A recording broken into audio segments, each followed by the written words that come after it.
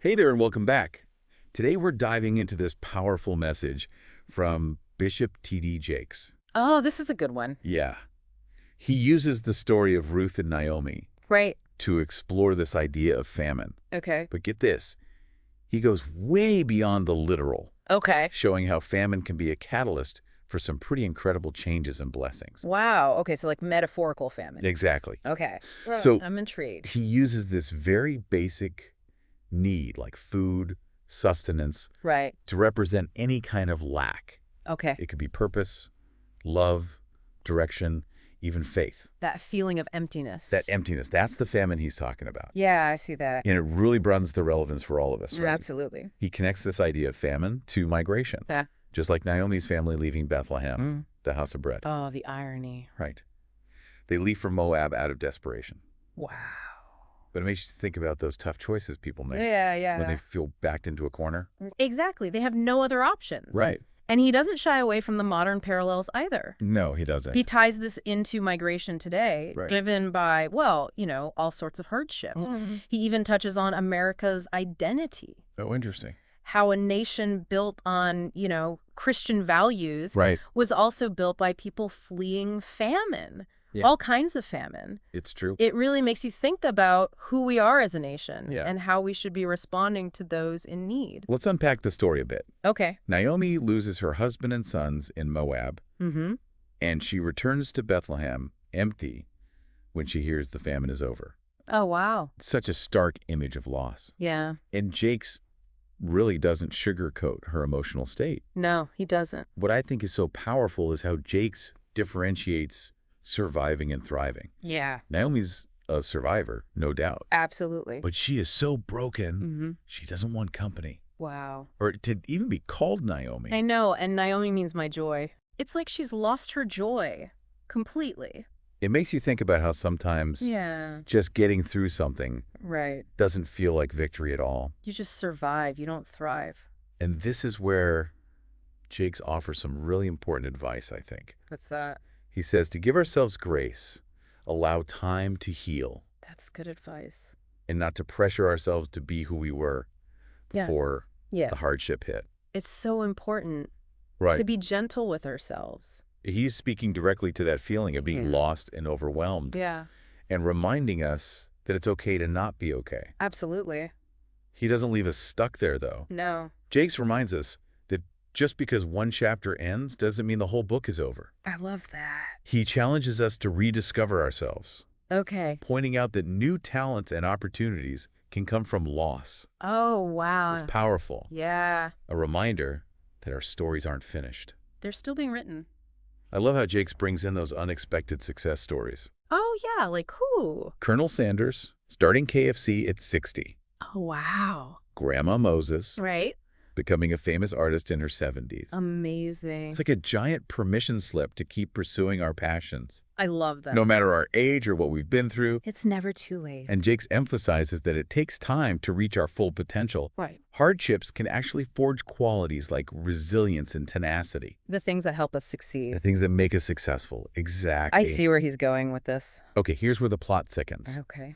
The famine in Bethlehem is over, Right.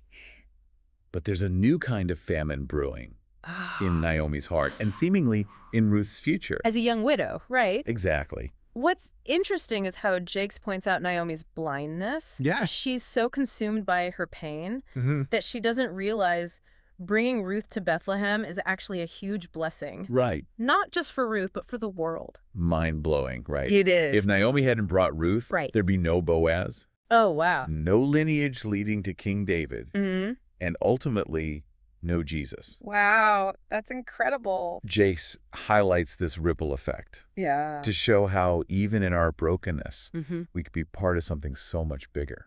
That's a powerful thought.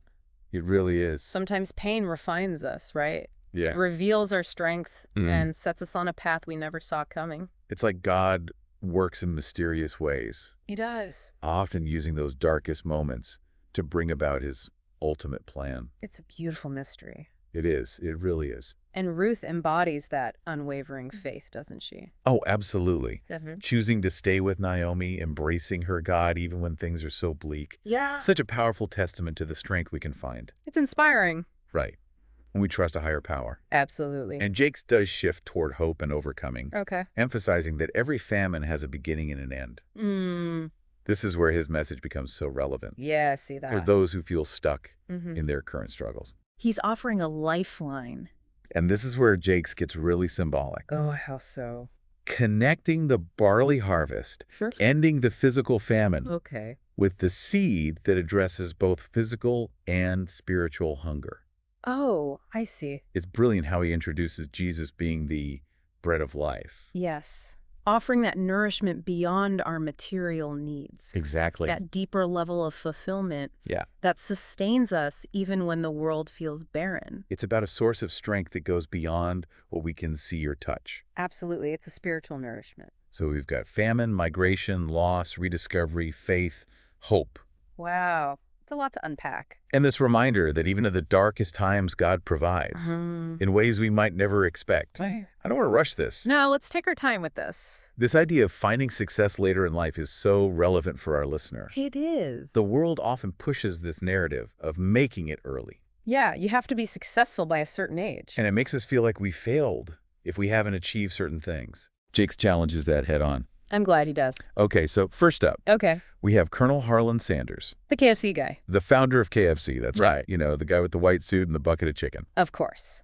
Everyone knows Colonel Sanders. What's striking is that he didn't achieve widespread success until he was in his 60s. Wow.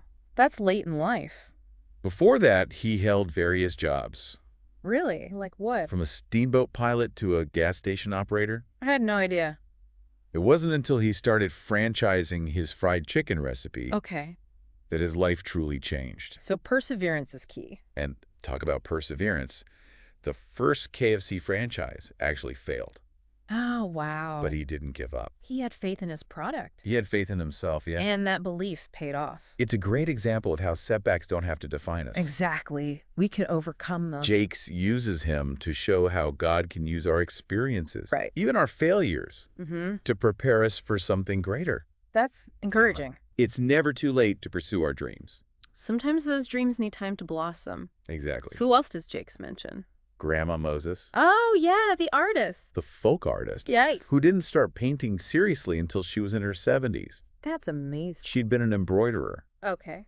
but arthritis forced her to find a new creative outlet, What a beautiful story of resilience. a true late bloomer. Yeah. Her work ended up being displayed in museums worldwide. Wow, that's incredible. It's a powerful reminder that our talents and passions can emerge at any stage. That's so encouraging. It really is. He's saying it's never too late It's never too late. to discover those passions. Exactly. Anyone else come to mind? He briefly mentions Laura Ingalls Wilder. Oh, wow.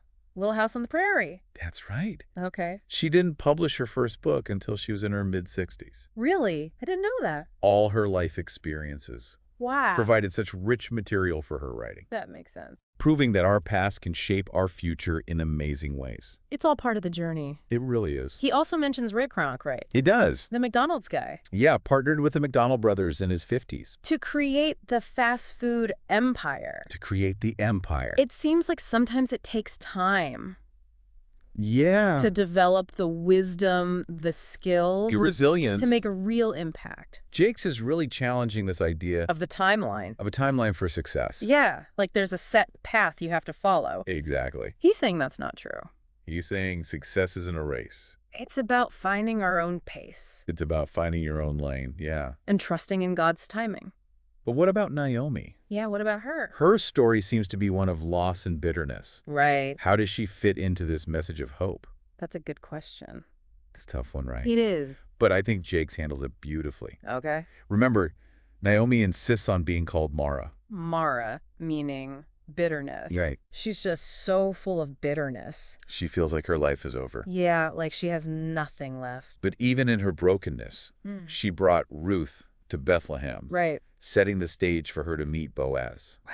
and become part of Jesus' lineage. Talk about an unexpected blessing. Right. It's like God can work through our pain Yeah. and even our mistakes. to bring about his purposes. Her story may not be one of personal triumph, No, not in the traditional sense. but it is a powerful testament to God's faithfulness. And his ability to redeem those difficult situations. So what's the takeaway for our listener? What can they learn from Naomi's experience? What can we all learn from it? I think Jakes is urging us to look beyond our immediate circumstances and trust in God's bigger plan. Just because things look bleak right now, it doesn't mean God isn't working. Behind the scenes. Behind the scenes, exactly. It's a great reminder that sometimes our greatest contributions come not from our successes, but from our struggles, our failures, Our brokenness. and our brokenness. There's hope in that. Yeah. For anyone who feels lost, discouraged. Or like their life has lost its purpose. It speaks to the importance of surrendering Yeah. and allowing God to use us even when we don't understand. Sometimes those most beautiful tapestries are woven from threads of joy and sorrow. That's beautiful. Now let's focus on the turning point where Ruth meets Boaz. Okay. Things start looking up Yes. for both Ruth and Naomi. But Jakes points out a deeper meaning to this encounter. What's that? He sees it as a symbol of God's provision and redemption.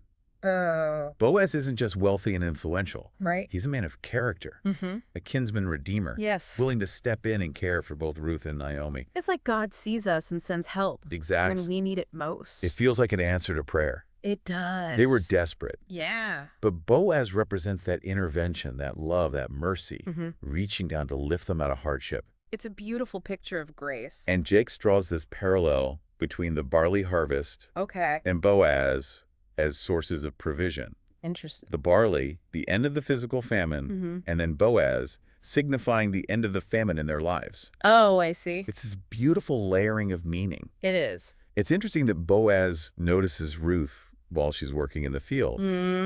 It's like God sees our efforts even when we feel unseen We're overlooked. or overlooked. Right. No act of faithfulness is too small. Yeah, it sees it all. It's about being faithful in the small things. Yeah. Even when we don't see the big picture. Right. Her humility and diligence attract his attention. It's a good reminder that hard work and a humble heart are never wasted. Okay, let's talk about the romance. Okay? It's crowd pleaser, It is. but Jakes emphasizes that it's about more than just romantic love. What does he say? It represents a covenant, Oh, wow. a sacred bond that goes beyond mere attraction. Okay. It's a picture of God's faithfulness To his people. to his people, Yeah. his willingness to enter into a covenant with us. And provide for our needs. And their marriage leads to Obed, For who having becomes the grandfather of King David. Wow. It's a stunning illustration of how God can use even the most unlikely circumstances to fulfill his promises. He works in mysterious ways. Jakes highlights that Naomi nurses Obed. Oh, wow. Remember, she believed herself to be barren, Right. but God provides milk for her to nourish her grandson.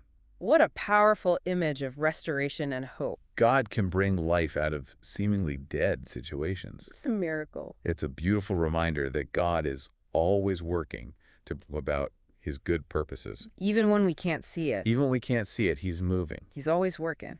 Now, I want to circle back to what Jake said about the famine in Naomi's heart. Okay. He mentioned that sometimes we can be in a famine, Yeah. even when we're surrounded by abundance. Can you unpack that a bit more? Yeah, he highlights that famine isn't always about a lack of physical resources. Yeah. Right. It can be a lack of purpose, connection, joy, or even faith. Like an inner emptiness. That inner emptiness. Yeah. It's something so many people can relate to. Especially today. Right. When we're constantly bombarded with messages about material success. We can have all the things, but still feel that deep sense of lack. That's so true. So how do we address this kind of famine? What's the antidote to that emptiness? Jake suggests turning to God, Okay. the ultimate source of fulfillment and nourishment. That makes sense. He reminds us that true satisfaction doesn't come from accumulating possessions, Right. Or achieving worldly success. but from cultivating that deep and abiding relationship with our Creator. with God. Exactly. It's about finding our nourishment in something greater than ourselves. He often talks about the need to feed our souls With the Word of God. with the Word of God, prayer, fellowship. It's about that spiritual nourishment It is. that sustains us. And this is where the concept of Jesus as the bread of life becomes so powerful. Just as physical bread sustains our bodies, Right. Jesus sustains our souls. Who offers nourishment, purpose, and hope. that goes beyond anything this world can offer. Exactly. It's a powerful message. It is. For anyone struggling with that inner emptiness. That deeper hunger. There's a deeper hunger within us. Yeah. A longing for something more. More than possession. Than material possessions or worldly success. Right. And that hunger can only be satisfied. By a relationship with God. By a relationship with God, yeah. Jakes also emphasizes gratitude and contentment. Oh, that's so important. He challenges us to focus on the blessings. Instead of dwelling on what we lack. It's about shifting our perspective. Instead of constantly striving for more. Right. We can learn to appreciate the abundance that already exists. And that can be so liberating. It can be incredibly liberating. When we let go of that need for more, yeah, we can experience such deep peace and contentment. Now, I want to circle back to the theme of migration. Because Jakes makes some interesting observations about the role of famine. In driving people to relocate. In driving people to relocate, exactly. That's a powerful connection. He points out that throughout history, famine has been a major catalyst. For migration. For migration. Makes sense. When people are faced with starvation or extreme hardship, yeah, they're often forced to leave. To seek a better life. And we see this in the story of Ruth and Naomi. Right. They left Bethlehem because of the famine. He draws parallels to modern-day migration patterns. Oh, interesting. Highlighting how economic hardship, political instability, even climate change can create these famines that drive people to relocate. That's a really interesting way to look at it. It's about seeing migration not just as a political issue, but as a human issue. A response to deep-seated needs. The deep-seated needs and desires. It calls for empathy. It does. And a willingness to see the world through the eyes of those who are suffering. He doesn't shy away from challenging us to consider how our actions and policies might contribute to creating these famines. That's a tough one to swallow. It is, but he reminds us that we're all connected.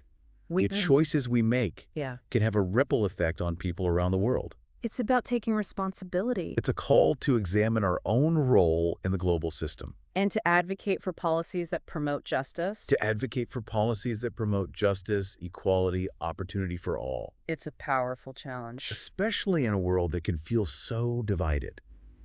He reminds us that we're all interconnected. We are. The choices we make here can have a ripple effect on the lives of people all over the world. It's a reminder that our faith calls us to care for the vulnerable. To work towards a more just world. To work towards a more just and equitable world for all. And it all circles back to Jakes' point about America being a nation founded by people fleeing various forms of hardship. Yeah. It invites us to reflect on how our own history is intertwined with these global movements. Of people seeking refuge and opportunity. We're not so different. It challenges us to approach these issues with compassion. Understanding. Recognizing that shared humanity that connects us all. Now, shifting gears a bit. Okay. I want to highlight something else Jakes emphasizes. What's that? The importance of trusting God's timing. Okay. He uses this great phrase, halftime isn't out of time. I love that. To really drive this point home. It's like he's saying just because we haven't reached our goals yet. Right. Or hit certain milestones by a certain age. It doesn't mean the game is over. There's still time for a comeback. There's still time for a second wind, exactly. It's a message of hope for those who are feeling behind. And God often works on a different timeline than we do. He does. He has a purpose and a plan for our lives. That may unfold in ways we never could have predicted. It's about letting go of our need to control everything. And surrendering to God's will. And surrendering to God's will, even when it doesn't make sense to us. That can be tough. It can be really tough. Especially in a culture that values self-reliance and instant gratification. It requires faith. It does. A willingness to trust that God knows what he's doing. Even when we can't see the whole picture. But that's where the peace comes from. Yeah. Knowing that we're not in this alone, that there's a higher power guiding our steps. It can be tough to remember that. It can. Especially when we're in the midst of hardship and uncertainty. But Jakes encourages us to hold on to that faith. To keep believing that God is working all things together for our good. Even when it doesn't feel like it. Even when it doesn't feel like it at all. He's reminding us that feelings aren't facts. They're not. And sometimes we have to trust. Beyond what we see or feel? Beyond what we see or feel, exactly. He reminds us that God is faithful to his promises. He is. Even if those promises take longer to unfold than we'd like. It's about keeping our eyes fixed on the eternal. On the ultimate victory that awaits those who persevere. That's a powerful perspective shift. It really is. Especially when we're surrounded by messages that focus on the here and now. Now I want to dive into another powerful theme that Jakes weaves throughout. Okay. This idea that the famine is a blessing in disguise. Oh, wow. He suggests that the very hardships we face can be the catalyst for our greatest growth and transformation. That can be a tough concept to grasp. It can be a really tough one. Especially when we're in the midst of pain or struggle. It's counterintuitive, isn't it? It is. How can something so negative actually be a blessing? Jakes acknowledges that. He does. But he argues that hardships can refine us, stripping away our pride, our self-sufficiency, forcing us to rely on God in a deeper way. They can also reveal our true character. Our strengths or weaknesses. Strengths and weaknesses, right? Yeah. Highlighting those areas where we need to grow. It's like pressure creating diamonds. Oh, I like that. Right. The intense heat and pressure Transforms them into something so beautiful and valuable. Jakes uses Naomi's story as an example. Right. Remember, she initially sees her experience as a curse. As a punishment from God. But in hindsight, we see that it was through her hardship that she brought Ruth to Bethlehem. Setting in motion this chain of events. Leading to the birth of Jesus. It's incredible how God can use our most painful experiences to accomplish his purposes. It's a reminder that our stories aren't isolated. Right. They're interwoven with a larger narrative. A grand design. A grand design that we may not always understand. We don't always understand it. But we can trust that it's unfolding for our good. Jakes also emphasizes the importance of perspective. Oh, that's so important. He suggests that the way we view our circumstances can dramatically impact our experience. Absolutely. It's not just about what happens to us. It's about how we respond. It's about how we choose to interpret it. And respond to those events. Jakes encourages us to adopt a mindset of gratitude. Even in the midst of hardship. Recognizing that God is always working for our good. Even when we don't understand his ways. He often talks about the need to find the seed in the famine. I love that. To look for those hidden blessings and opportunities. That exist even in the most challenging situations. It's about training ourselves to see the good.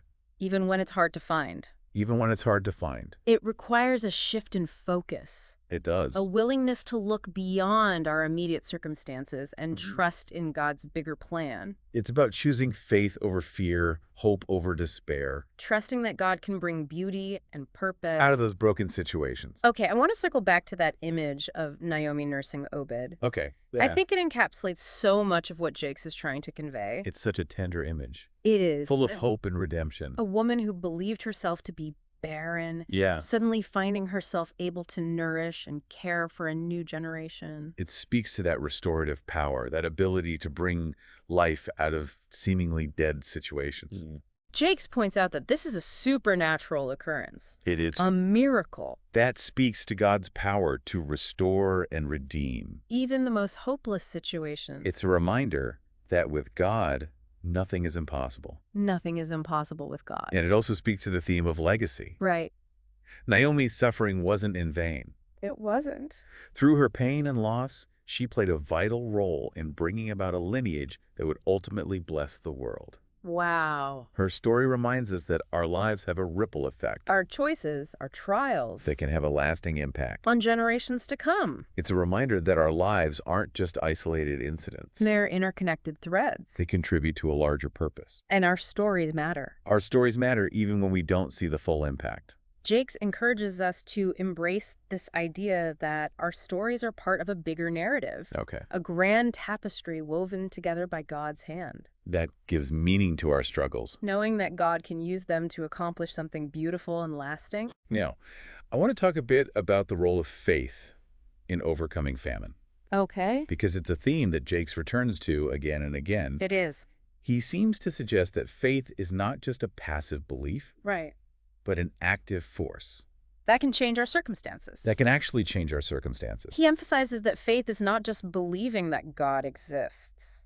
Right. But about trusting his promises and acting on those beliefs. Even when we don't see immediate results. It's about putting our trust into action. Putting our trust into action. Even when it feels risky or uncertain. It's about stepping out in obedience. Even when it's scary. Even when it feels really scary or uncertain. Aligning our actions with our beliefs. Even when the outcome is unknown. He uses Ruth again as an example, who, despite her grief and uncertainty, chooses to follow Naomi and embrace her God. It's an act of faith. That ultimately leads to blessing. It highlights the power of unwavering faith, even in the face of adversity.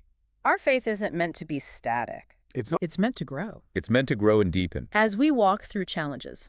Jakes challenges us to consider how our fears and doubts might be hindering our ability to experience God's provision. That's a good point. It's about identifying those areas where we're holding back. Where we're not fully trusting God. Where we're not fully trusting God to come through for us. It's about being honest with ourselves. About what's holding us back. From experiencing God's blessings. He encourages us to confront those fears head on. And to choose faith over doubt. Choose faith over doubt even when it's so difficult. It's like a muscle.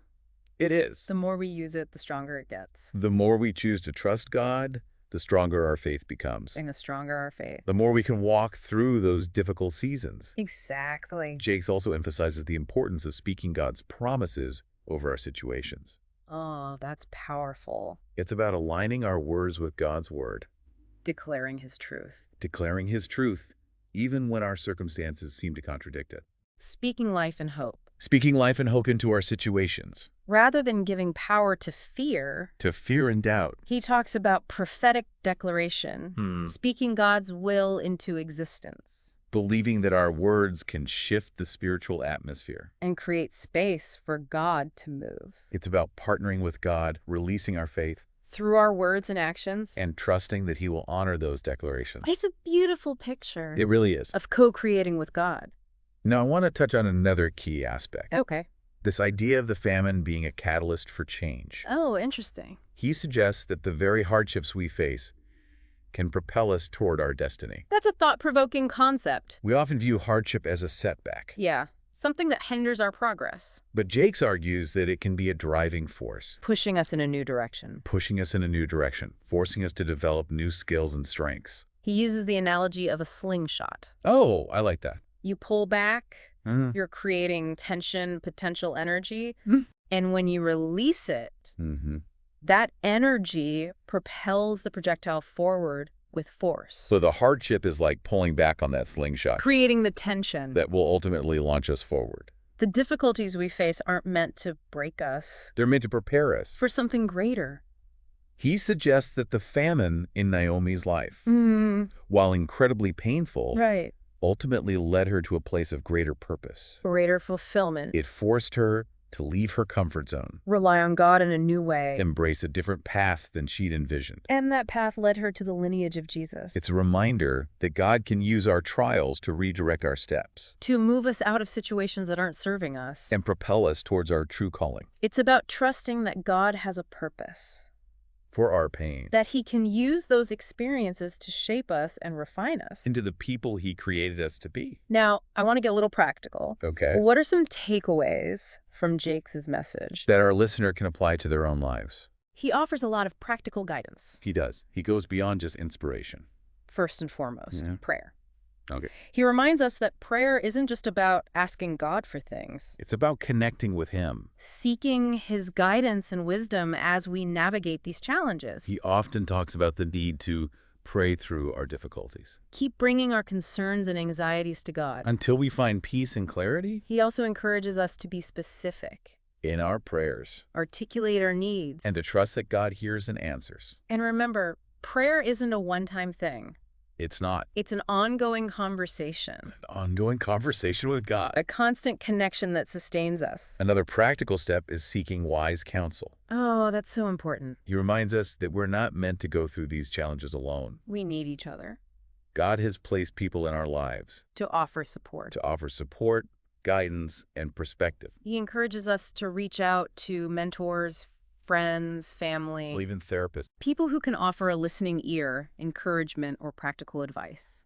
He reminds us that community is essential. Especially in times of hardship. And he cautions us against isolating ourselves. Yeah, don't shut people out. Stay connected to our support system. Let others walk alongside us. Allow others to walk alongside us through the valleys. It's about being vulnerable. Yeah. Acknowledging that we need help. And allowing others to love and support us. Through those tough times. We're not meant to do life alone. We need each other. We need each other. Jakes also stresses taking practical steps. To address those challenges. To address the challenges we face. Okay. He reminds us that faith without works is dead. Right. While we need to trust in God's provision, we also need to be actively engaged in seeking solutions. And pursuing opportunities. Take inventory of our resources. Identify our strengths, our weaknesses. Develop a plan of action that aligns with our goals and values. He reminds us that we have agency. We can choose to be active participants in shaping our future. And sometimes taking action requires stepping outside our comfort zones. Facing our fear. Being willing to try new things. Be proactive. Be proactive, take ownership. Don't just passively wait for things to change. It's about being empowered to take action, not being a victim of our circumstances. Another practical suggestion. Okay. Cultivating a grateful heart. Gratitude is so important. Jakes reminds us that gratitude shifts our focus. From what we lack to what we have. Recognize and appreciate the blessings in our lives. Even in the midst of hardship. Keep a gratitude journal. Oh, that's a good idea. Make a list of things you're thankful for. Take a few moments each day to reflect on the good things. It's about training our minds to focus on the good. Even when it feels like there's not much to be thankful for. Exactly. And he emphasizes expressing gratitude to others. Through words of affirmation. Through acts of kindness. Letting those we love know how much we appreciate them. It's not just an inward practice. It's an outward expression. An outward expression of love and appreciation. It's about cultivating an attitude of thankfulness. Okay. Recognizing that even in famine, there's always something to be grateful for. And choosing to focus on those things. Can shift our entire perspective. Okay, let's talk about the specific types of famines Jakes addresses. Oh. He's not just talking about a lack of food. No, he expands the concept. To encompass a wide range of human needs and desires. Famines of the body, mind, and spirit. Exactly. And he offers specific insights for each. Let's start with the famines of the body. Okay. Jakes acknowledges those physical needs. They were essential for survival. Right. And a lack of those basic necessities. Food, water, shelter. Healthcare. Yeah. Can create such suffering. He reminds us that caring for those physical needs is a core part of our faith. Absolutely. Urging us to be generous in our giving and advocate for policies that address poverty and injustice. Putting our faith into action. Putting our faith into action, exactly. Yeah. Meeting those tangible needs. Meeting the tangible needs, yeah. He also challenges us to consider our own lifestyles. Our consumption habits. Right, how they might contribute to scarcity experienced by others. He encourages us to live more simply. To be mindful. Be mindful of our impact. It's about recognizing our interconnectedness. Yeah. Our choices have consequences for ourselves and others. It's a powerful reminder that we're all part of this larger ecosystem. Our actions impact others. Whether we realize it or not. Now, what about famines of the mind? Okay. Jake suggests they can manifest as a lack of knowledge, wisdom, or understanding. He emphasizes the importance of lifelong learning. Constantly seeking to expand our knowledge. Grow in wisdom. Read books, listen to podcasts, engage in stimulating conversations. Be open to new ideas and perspectives. He also cautions against limiting ourselves. To a single source of information. Right. Be discerning consumers of media. Seek out diverse viewpoints. He reminds us that knowledge is power. It equips us. It equips us to make better decisions. Solve problems, navigate life. With greater clarity. And use that knowledge for good. Share what we've learned. Contribute to society. Now finally, let's explore famines of the spirit. Okay.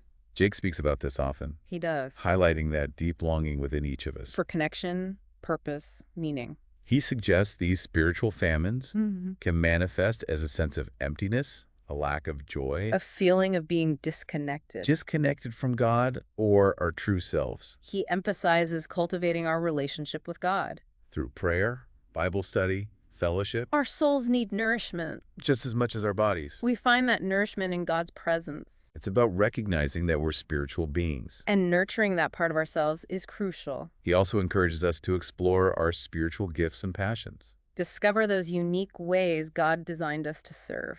To make a difference in the world. He reminds us we were created for a purpose. There's a specific plan and calling for each of us. And discovering that purpose is essential. For spiritual fulfillment. And living in alignment with our values. Okay. Making choices that reflect our beliefs. He suggests that when we live in integrity, our actions and values are aligned. We experience that sense of peace and purpose. That can't be found in external things. It's about being true to ourselves. And to our calling.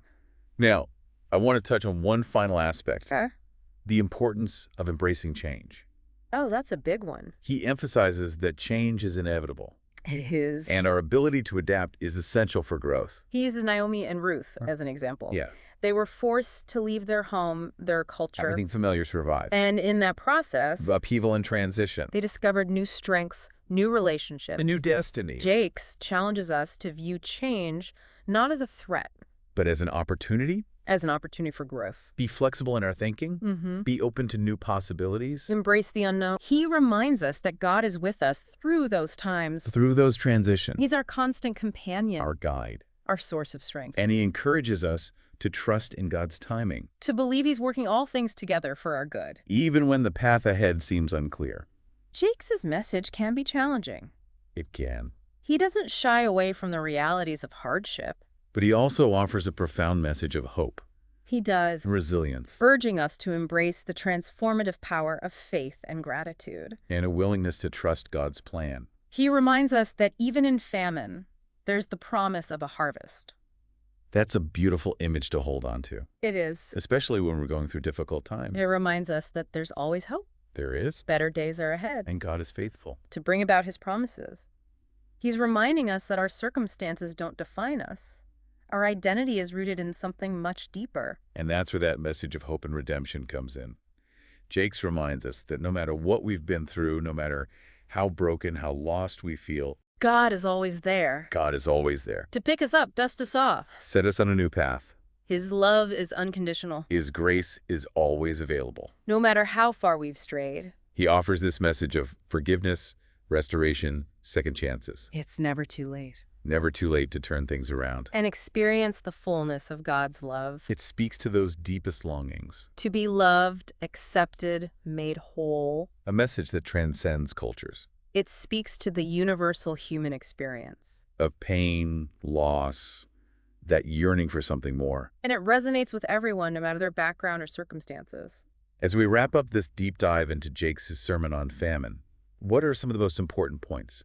The things you think our listeners should remember? First, Jakes urges us to redefine famine.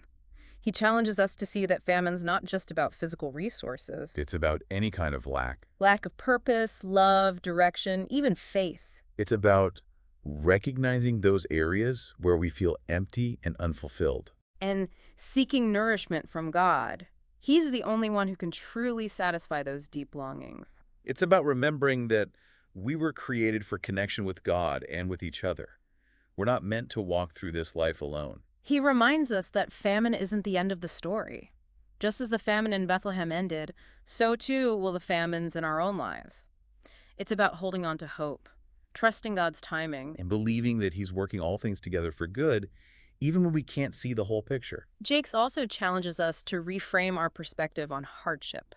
Instead of viewing it as a setback or a punishment. Right. He encourages us to see it as a catalyst for growth. Like a refiner's fire. That can purify us, strengthen us, and ultimately lead us to a greater purpose and fulfillment. It's about finding the seed in the famine. Recognizing those blessings and opportunities, even in the midst of our toughest experiences. Choosing to see the good. Even when it's hard to find. And finally, Jakes is calling us to action. Right. He's not just offering inspiration. He's urging us to take practical steps to address those famines in our lives and in the world. Being generous with our resources, advocating for justice, using our gifts to make a difference. It's about living out our faith, being the hands and feet of Jesus in a world that's so hungry for love and compassion and hope. Recognizing that we're not just here for ourselves, we're here to be a blessing to others. To be the answer to someone's prayer, the light in their darkness. The hope they need. We hope you found this deep dive insightful and encouraging. If this episode resonated with you, we would love to hear from you. Share your thoughts, your stories, or just let us know what you found impactful. And if you're enjoying these deep dives, don't forget to like, follow, and share with your friends.